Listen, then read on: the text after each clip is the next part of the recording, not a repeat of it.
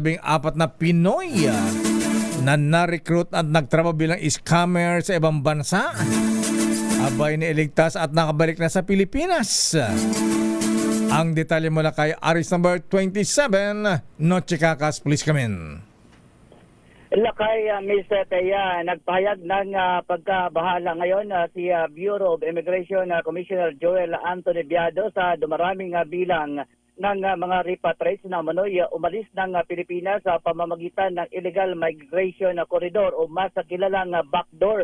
Kasunod dito, Lakay, Mr. Taya, ng matagumpay na nasagip ang 17 Pinoy na nagtatrabaho bilang mga scammer. Iniulat umano ng BI sa Immigration Protection and Border Enforcement Section o IPROBS ang pagdating sa NAIA Terminal 1 ng 8 Pilipino repatriates mula naman sa Kuala Lumpur, Malaysia.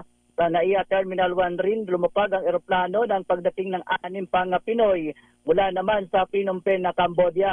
Dalawa umano rito ay umalis na sa NAIA habang ang 4 ay umalis ng Pilipinas sakay ng bangka para makarating sa Cambodia kung saan naghihintay umano ang trabaho bilang customer representative at pinangakuan ng $1,000 bawat buwan. Ibinunyag rin umano ng mga biktima na nagtatrabaho sila bilang mga scammer at pisikal na inabuso kapag hindi umabot sa kanilang kota. Tinulungan umano sila ng Philippine Embassy na nagpadali ang kanilang ligtas na pagbabalik sa Pilipinas. Una nang sinabi ng BI na tanggihan ang alok ng trabaho online at dumulog lamang sa mga legal na recruitment agency.